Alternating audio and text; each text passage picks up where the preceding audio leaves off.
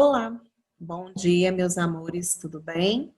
Estamos iniciando a nossa sexta-feira com a aula de Geografia, onde nós faremos aí uma revisão da unidade 5, falando sobre a urbanização, sobre a rede urbana brasileira, como foi que ela se desenvolveu, né? Como funciona essa hierarquia das cidades aí, das capitais, o porquê que tem essa hierarquia, como é que ela funciona, sobre a questão da dependência da cidade e do campo, né, que eles precisam um dos outros, sobre a questão da interligação, que as cidades estão interligadas entre si e que fazem aí esse acompanhamento, essa interligação através de meios de transporte, né, de transporte de mercadorias e tudo mais.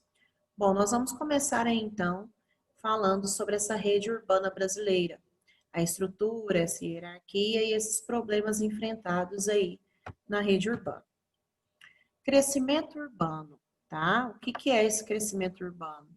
É o crescimento natural da população, das cidades, acompanhando as médias do país, sem contar com fatores externos, ou seja, ela está crescendo sem fatores que influenciem tanto nisso, né? A urbanização é o crescimento anormal da população das cidades, além das médias contando com fatores externos, ou seja, tem um motivo para isso acontecer. Cidades que são mais urbanizadas, outras menos, mas existe um motivo, né? Mais oportunidade de emprego, de educação, ofertas e tudo mais faz com que essa cidade fique mais urbanizada do que as outras. Nos últimos séculos, especialmente a partir da Revolução Industrial, o comércio, a indústria e os serviços colaboram fortemente para a expansão, organização e crescimento demográfico desses aglomerados humanos. As cidades ampliam-se como espaços centralizadores de poder político, econômico e cultural. Ou seja, ali é o lugar onde eu posso ter essa variedade de oportunidades política, econômica e cultural. Então, amplia a dependência do campo em relação à cidade. Eu preciso ir à cidade para fazer compra, eu preciso ir à cidade para estudar, para buscar um atendimento médico. Então, por isso, o mundo passa a sofrer uma forte urbanização.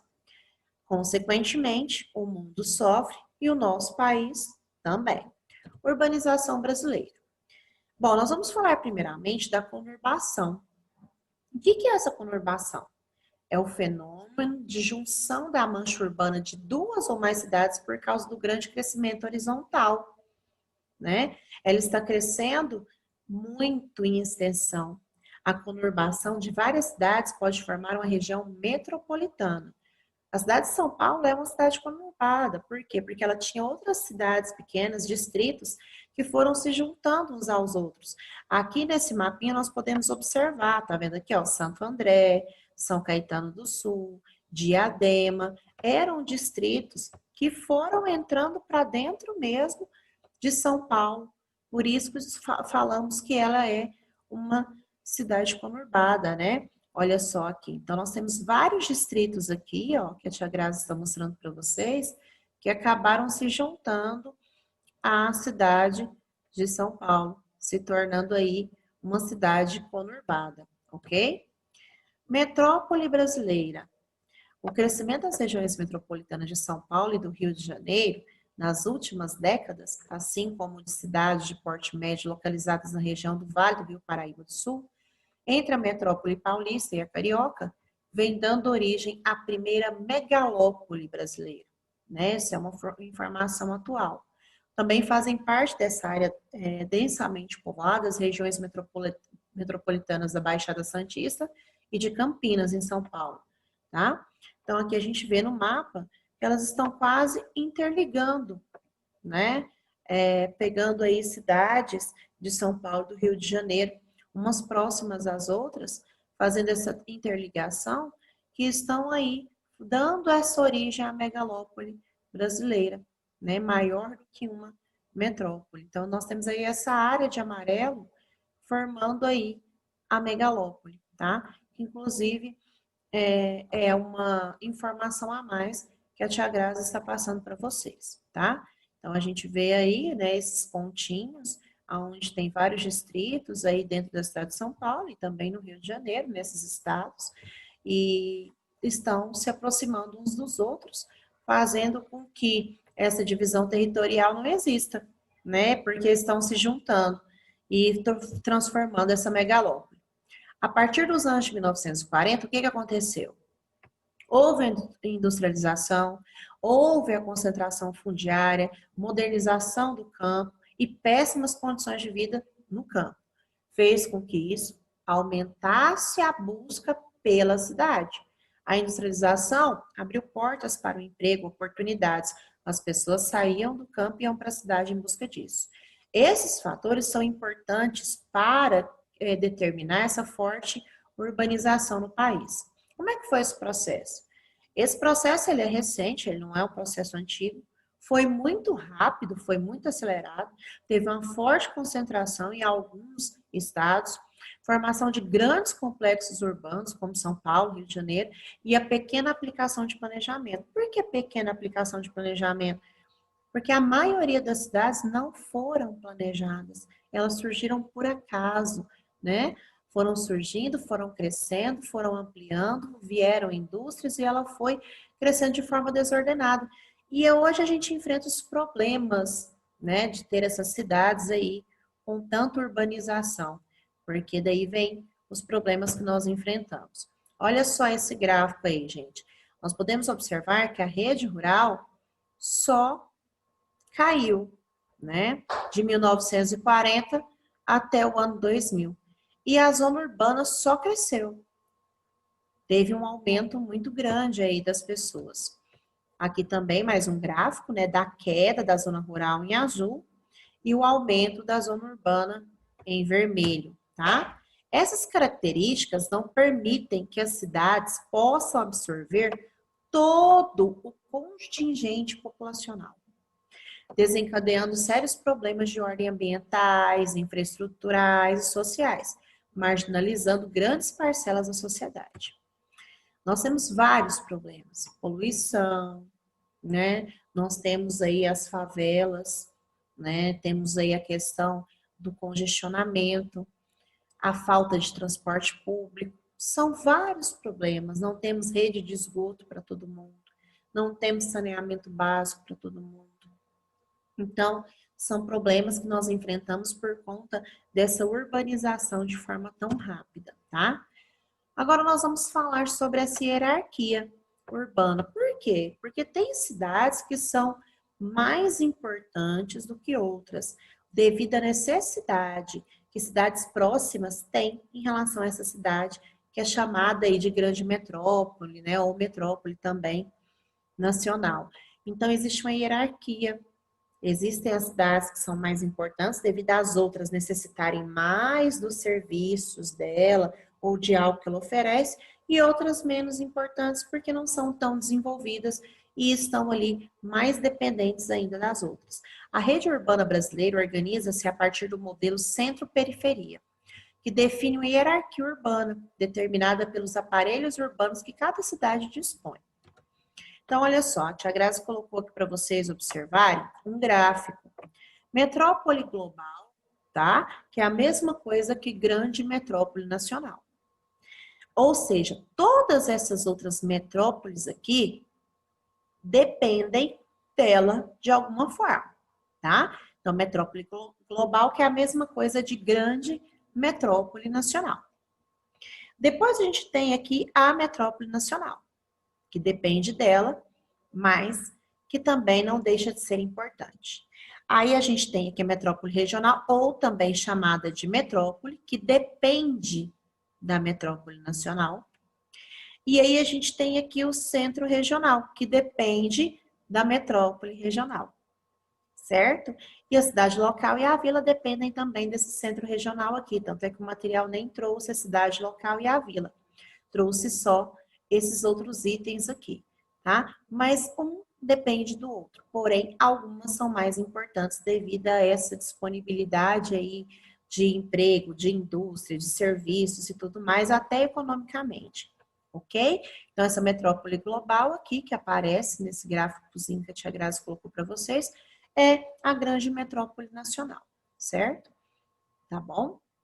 Dando continuidade, o que é cada metrópole, né? Nós vamos aqui agora defini-las na hierarquia urbana. Grande metrópole nacional são cidades que têm grande importância nacional e internacional, tá? Tanto dentro do nosso território como fora, com influência política, com influência econômica, com várias influências, por esse motivo é tão importante.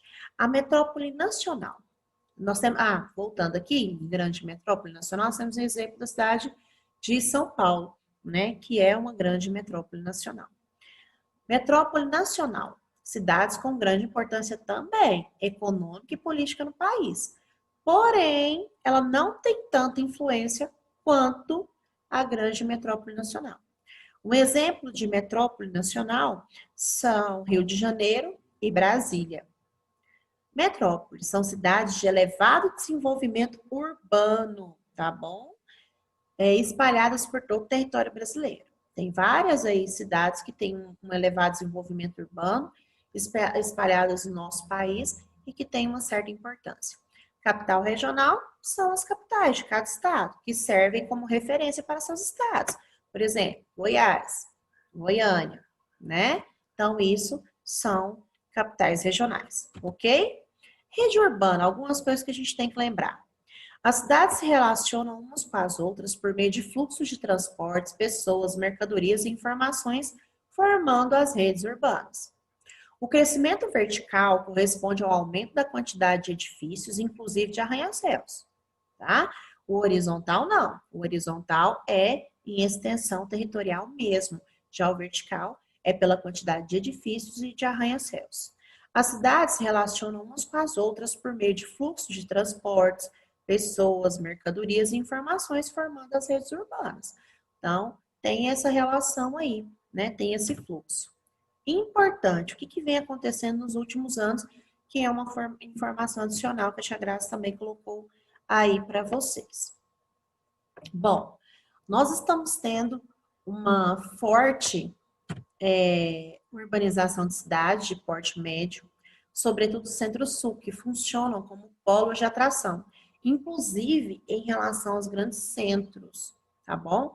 Então, tem uma forte urbanização nessas cidades aí de porte médio, certo? Que estão sendo atraídas aí por conta dessa grande relação com os grandes centros. E temos a periferização espacial das classes mais abastadas, isolando-se em condomínios fechados, né? As periferias aí.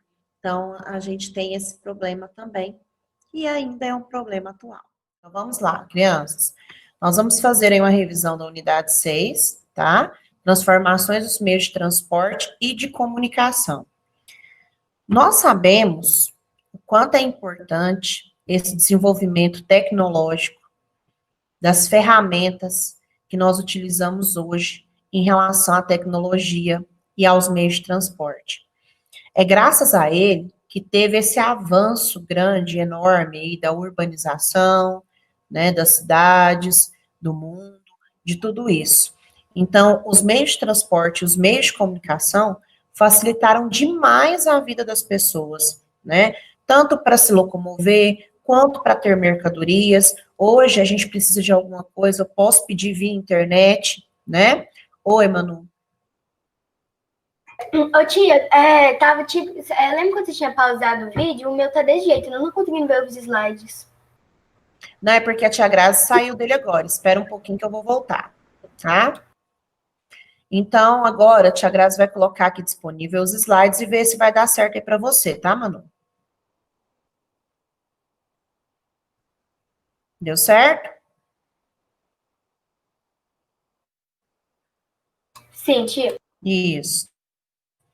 Então, os meios de transporte ao longo do tempo. Houve evolução também nos meios de transporte, porque antes o homem utilizava a tração animal para fazer o transporte de mercadorias e muito mais. Então, no passado, os animais domesticados eram muito utilizados para transportar pessoas e mercadorias. Barcos, canoas e caravelas também eram usados para essa finalidade.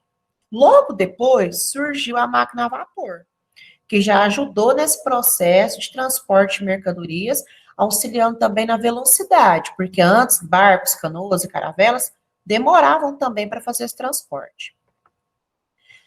Liteiras, carruagens e charretes também eram utilizadas, né? A gente vê os exemplos aí nessas imagens. Depois vieram as linhas de bonde, o automóvel, o metrô, o avião. Então, ou seja, os meios de transporte foram evoluindo ao longo dos tempos com o desenvolvimento da tecnologia. Aí vieram helicópteros, trens-balas, né, que são muito velozes, os caminhões. E essa evolução dos meios de transporte surgiu da necessidade de transportar mercadorias e para que as pessoas se locomovessem com maior rapidez.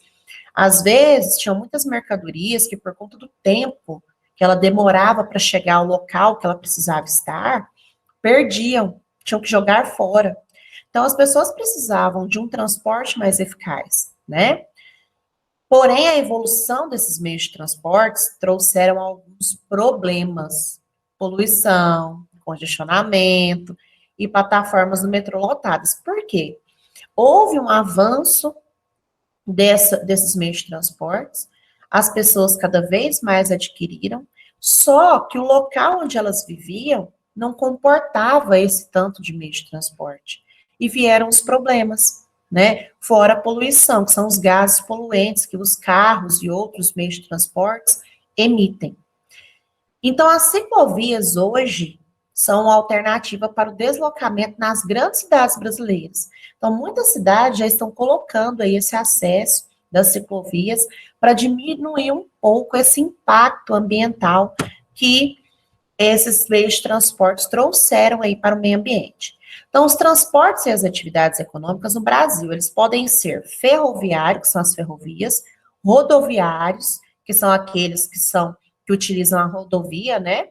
Carro, caminhão, hidroviário, que é aqueles que são por água, que são os transportes marítimos, e o aeroviário, que é aqueles que são feitos por aviões e helicópteros, ok?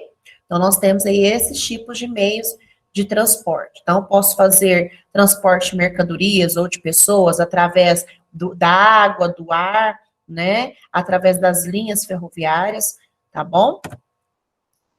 O transporte rodoviário é o mais utilizado no território brasileiro. Porém, a maior parte das rodovias brasileiras não são asfaltadas. Esse fator prejudica o transporte, pois ele se torna mais lento e perigoso. Por que lento e perigoso?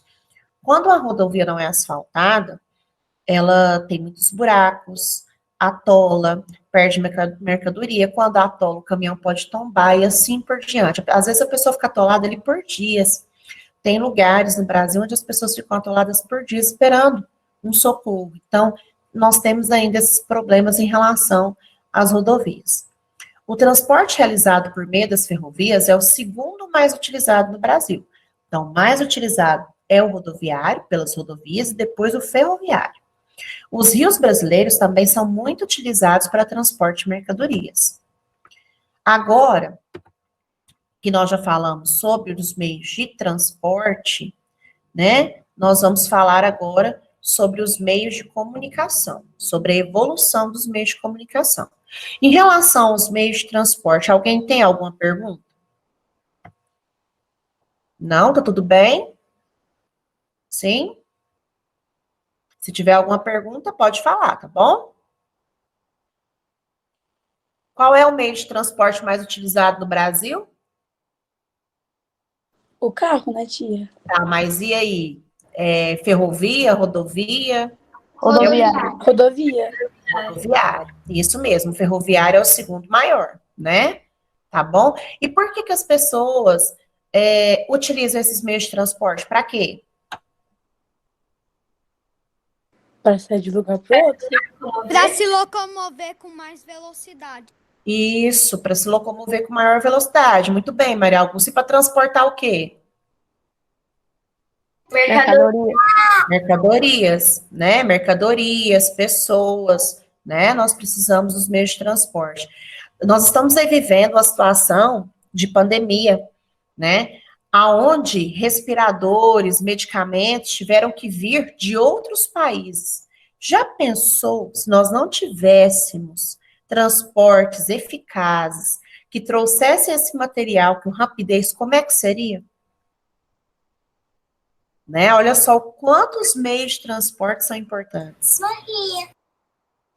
Então, nós precisamos aí ter esse entendimento da importância deles, mas nós também precisamos entender que nós precisamos organizar as cidades, né, para que elas consigam ter essa acessibilidade melhor para as pessoas que possuem esses meios de transporte. Continuando aí, meus amores, agora nós vamos falar aí sobre os meios de comunicação. Esses aí vocês adoram, né? Principalmente agora com a tecnologia, com a internet, com o celular. É o que vocês mais usam, os meios de comunicação. Mas pensa se não tivesse, tipo assim, a tecnologia, a gente não estaria fazendo aula. Justamente, Manu. Sem a tecnologia, nós não estaríamos tendo essa comunicação. Em plena pandemia, a gente nem se veria, nem falaria, né? Não conseguiríamos ter essas aulas que estamos tendo, apesar de não serem, né, tão, assim, eficazes como as presenciais, porque muitos não podem ser presentes, mas se não fosse esses meios de comunicação, esse desenvolvimento, a internet, né, que é o maior, hoje, meio de comunicação entre as pessoas, pelo fato de ser rápida, de ser eficaz, eu consigo falar com a pessoa em tempo real, estando até fora do país. Então, se não fossem os meios de comunicação, realmente, nossa vida estaria um pouco mais complicada, né? Então, os meios de comunicação servem para transmitir informações, mensagens e ideias para as pessoas. Comunicação individual. O que é a comunicação individual? É aquela que utiliza meios, gente, de comunicação, onde eu consigo falar apenas com a pessoa que eu quero. O aparelho telefone mesmo. Eu tô falando, eu ligo para a pessoa, eu falo diretamente com ela. É um meio de comunicação individual, certo? Tá bom? Meio de comunicação em massa é quando eu consigo falar com várias pessoas ao mesmo tempo. A internet, ela se enquadra nesses dois meios de comunicação, individual e em massa. Por quê? Porque se eu quero falar especificamente com a pessoa, eu vou mandar mensagem diretamente para aquela pessoa. Mas se eu quero falar com um conjunto de pessoas, igual estamos fazendo agora, né? Eu consigo falar. A televisão, o rádio, são meios de comunicação em massa, porque eles transmitem informação para várias pessoas ao mesmo tempo, certo? Pintura rupestre. A pintura rupestre foi a primeira forma utilizada pelos seres humanos, pelos grupos humanos, para se comunicar. É uma linguagem visual, era através de desenhos que eles faziam essas pinturas e se comunicavam, marcando ali em cavernas, né, deixando ali seu registro. Os meios de comunicação foram se aprimorando de acordo com a necessidade humana. Como assim necessidade humana? Do mesmo jeito que o transporte, gente. Eu preciso falar com alguém. Eu preciso falar com alguém rápido, né? Eu preciso comunicar algo urgente. E às vezes demorava muito, porque antigamente era escrita através de cartas, as pessoas se comunicavam. E essas cartas, às vezes, demoravam muito tempo para chegar. E eu precisava falar hoje com essa pessoa. E aí? Então, houve essa necessidade de ter uma comunicação muito rápida. E aí, esses meios de comunicação foram se desenvolvendo. Através da escrita, surgiram os jornais, as revistas, o telégrafo. Depois já veio o telefone, que era uma maneira de ligar, falar de maneira mais rápida. O rádio, a televisão, que é um meio de comunicação que se popularizou na época, ficou muito popular, né? Porque ele tinha uns telejornais e tudo mais que conseguiam comunicar aí, passar essas informações que as pessoas precisavam. Vocês estão conseguindo ver aí esse cronograma? Estão vendo aí esse gráficozinho? Sim. Esse organograma, Sim. desculpa, não é gráfico. Olha só como começou. A gente começou com a arte rupestre, depois as pessoas passaram a escrever em papiros. Em seguida, já surgiu o correio para fazer entrega de cartas. Depois o telégrafo, que era considerado uma carta urgente, que essa não podia esperar, que tinha que ser entregue rápida. Em seguida já veio o jornal, com as informações. Aí seguindo a setinha lá, ó, veio o rádio, o telégrafo elétrico, o telefone, a televisão, até chegarmos nos dias de hoje, com a internet, tá? Hoje em dia, um dos principais meios de comunicação é o telefone celular. Por quê?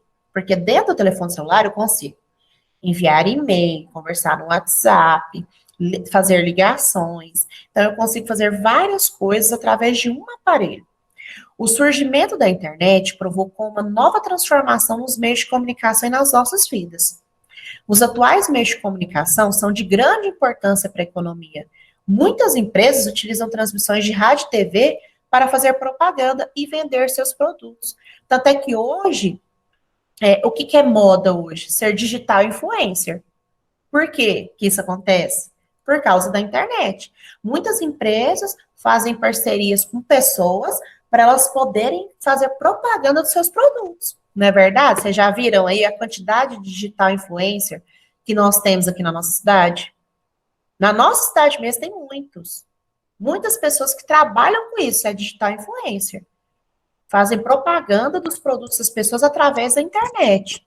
Então, a internet ajudou muito até na questão econômica. Muita gente que ficou desempregada, né? Não tinha dinheiro para trabalhar, não tinha dinheiro porque não tinha trabalho, achou na internet um meio de ganhar dinheiro, sendo digital influencer. Né? Então, a internet ajudou muitas pessoas nesse sentido.